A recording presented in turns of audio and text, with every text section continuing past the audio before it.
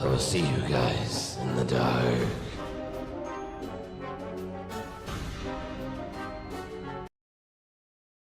Quick backstory. I've had a stalker for about 4 years. He was never aggressive or sent me proper threats. So stubborn as I am, I did my best to ignore him and not give him the satisfaction of showing him any fear, to be honest. After a while, I also wasn't scared anymore since he almost never came close to me. I know being stalked can affect people severely even in a case like mine, and that's totally valid, but I guess he just got lucky and was never really psychoed. His stalking behavior mostly just consisted of sending me letters and gifts such as photos of my own apartment building from the outside, things he dug out of my trash can, and so on. I called the police many times, but they weren't able to, or really tried to be honest, catch or identify him. About 3 weeks ago, I discovered the German version of Reddit's Yama, and thought that people might want to know about what it's like to have a stalker. Since I barely use any social media aside from Reddit and have no personally identifying information here, I didn't think he'd ever see it. One person even asked, "Does he know you're putting him on blast on Reddit?" And I answered maybe. Maybe it would make him angry. Maybe he'd be turned on. Don't know. Don't care. Well, I know the real answer now. He did see it, and he did not like it. Like I said, he was never aggressive and never came close to me. The closest I know of was when he sent me a picture of myself unlocking my apartment door, taken from the corner of the steps above. Sorry if that makes no sense.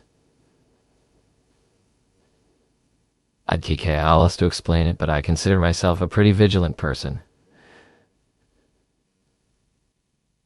And I'm thinking that he might have hid a camera there, instead of being there to take the photo himself. I think I would have noticed him if he did. I don't know how he got wind of the MMA, but he did. The next week was quiet, no letters, and I didn't see him anywhere. Then he left me letters with printed out questions, and my answers from the MMA. He also left me a long, hateful letter towards my boyfriend, about an issue I had posted on the German version of Ida. His letters were never hateful like that before, though he never seemed happy with my boyfriend.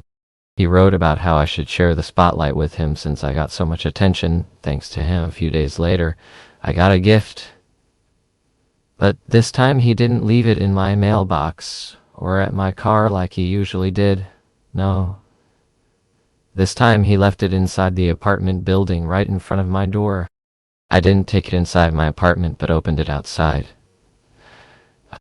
It was a pretty big box, which was also unusual, and it was taped shut. As I'm typing it out, I realized that wasn't a good idea at all, and could have ended badly for me. But luckily, he didn't send me a bomb or anything. He did, however, send me several zip ties, a roll of tape, the kind you use to tape off walls when painting.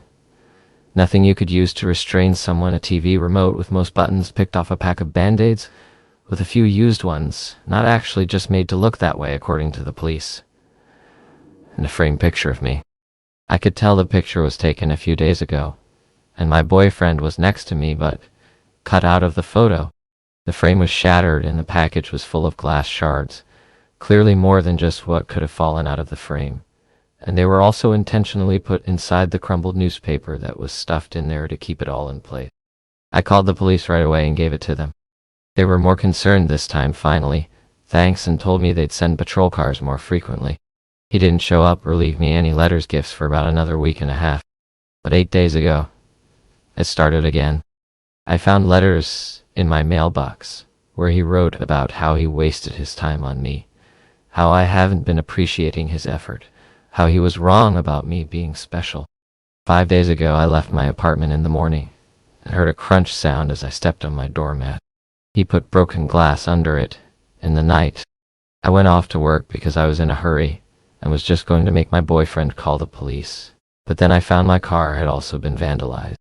The sides were scratched, lights smashed, and the windshield had a phrase painted on. "It's time soon, miss my last name." I went back inside and called the cops myself. They found the same phrase on a note under the doormat. This time they really took me seriously, which might have been because I was just pissed at this point, which I made very clear. If, for some reason, you're like me and just too stubborn to be afraid of a stalker like mine, Then all of this, the letters, gifts, photos, even the damn glass under my doormat, are just really annoying and inconvenient. But my car was useless to me now, and the threat scared even me. I did, however, have a dash cam in my car, and it caught everything. The police said took the footage as evidence even though the dashcam footage wasn't of high quality, and I had given them photos of him that were just as good before. But they said it's not enough and they told me they'll look into it further, and promised to send more patrol cars again. Then it was quiet for 2 more days. Until 2 days ago. Someone rang the doorbell at just after 4 a.m. My BF and I got up, but we were both hesitant. But I saw blue lights outside, and just as I got up, I heard them shouting, "This is the police. Please open the door." They told us they were called by one of our downstairs neighbors, who came home from his night shift about an hour earlier, and heard someone else enter the building after them before their door fell shut. My neighbors know, and have asked them to make sure they don't look. We have motion-activated lights in the stairway, so he waited to see if they turned back on. They did.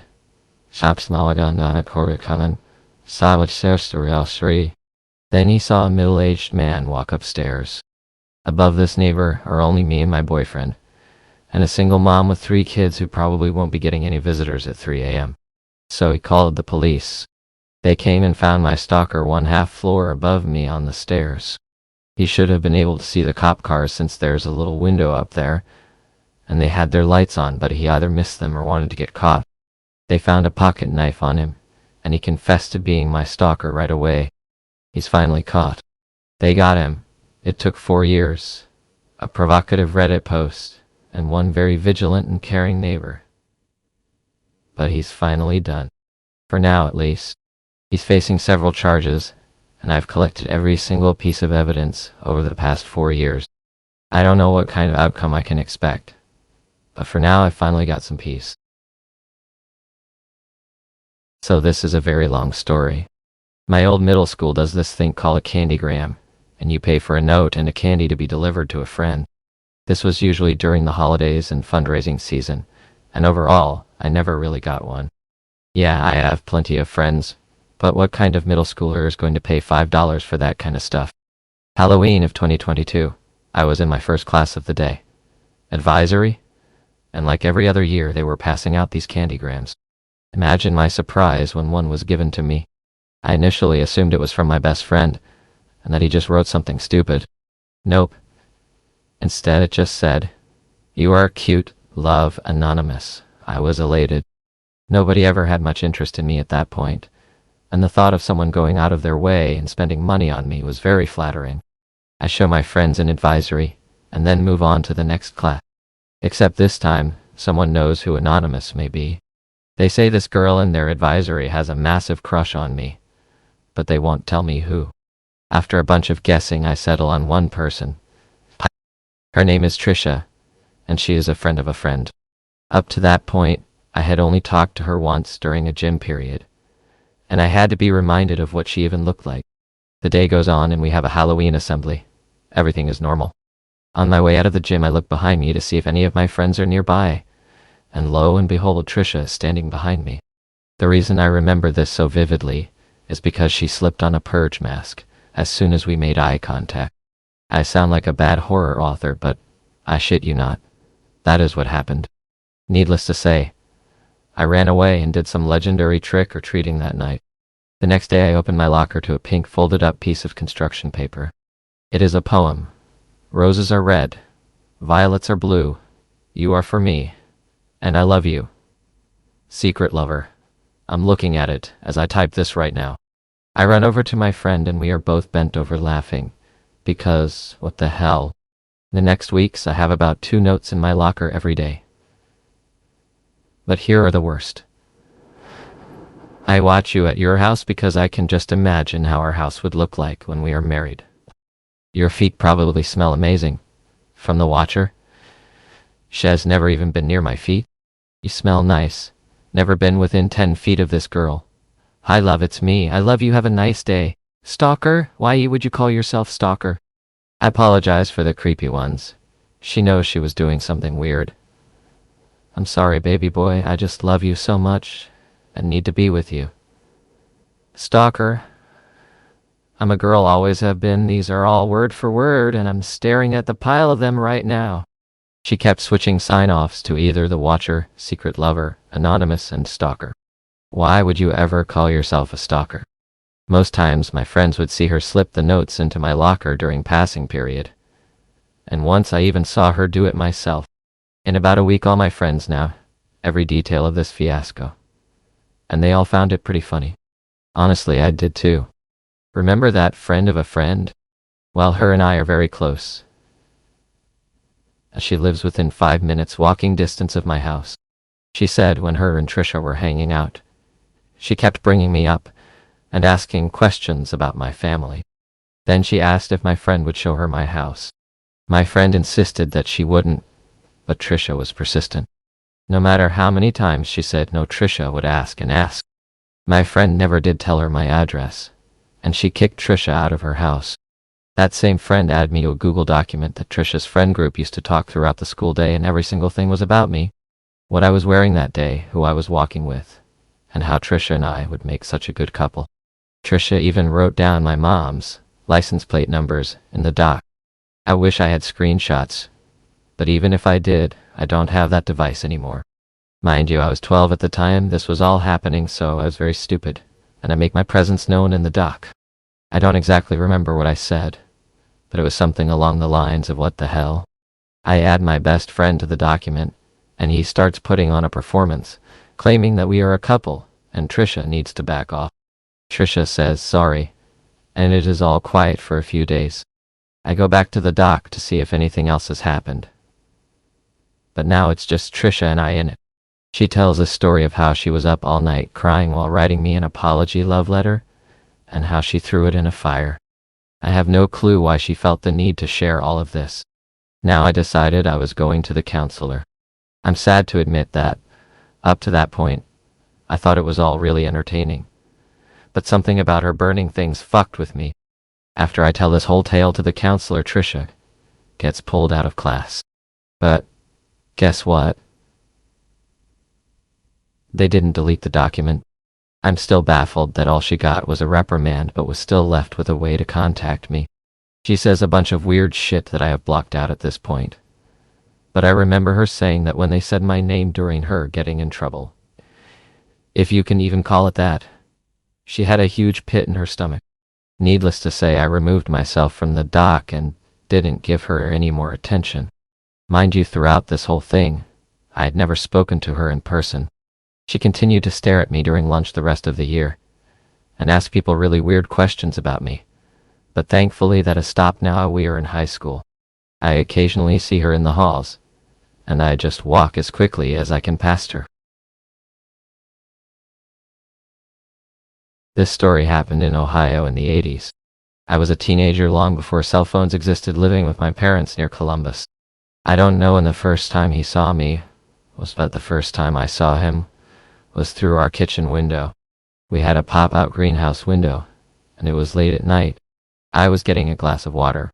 All the lights were off, and I happened to look outside, and saw a figure of a man outside of the window. I froze, and just went back into my room, because I was so scared, acting like nothing had happened. It may seem crazy I didn't do more, but this was not the first time that I felt someone was watching me. For weeks before that, I knew someone was outside of my bedroom window. We lived in a one-story house that backed up to the park, so anyone could go past the back of my house to the main street. It wasn't unusual for people to be around. For weeks late at the night, I would wake up with the strongest sense of someone watching me. It was summer, so the window was open, but I had blinds blocking my view from the outside, and a screen to keep out bugs. After a few times of waking up like this, I started to hear someone touching the screen, like running their fingernails across the mesh. This happened 2 or 3 times a week, and sometimes I would get the courage to run to my parents' room. But by the time we went back, he was never there. They didn't really believe me either. This became an almost nightly thing, and I knew I wasn't imagining it, so when I saw him outside the window, it was almost a relief, because I saw her was real, and I wasn't imagining it. This went months, until finally it started to snow. And then there were footprints visible outside my window, so my parents at least acknowledged he was real, but didn't really do much remember. This was the 80s. Then it all came to a head when I was home alone with a couple of friends getting ready to go out. My parents were away at a dinner, so we had the house to ourselves. The blinds were up on one of the bedroom windows, and as I turned around there, he was standing directly in the window staring at us. He was a scary-looking guy with bright orange dyed hair. This time I screamed along with my friends. We ran into the bathroom, which didn't have any outside windows, and I finally got up the courage to run to the kitchen to call 911. The police came at about the same time my parents got home, but there was no sign of the guy. The police basically accused my friends and I of drinking and making the whole thing up. A few weeks later, I happened to see a newspaper and stopped dead in my tracks. There was a picture of the guy on the front page. He had attacked 2 girls in a gas station and ended up killing them. Police had shot and killed him when they were trying to detain him. Honestly, I can't remember all the details and haven't been able to find the article since. I remember feeling shocked and relieved that he wasn't coming back.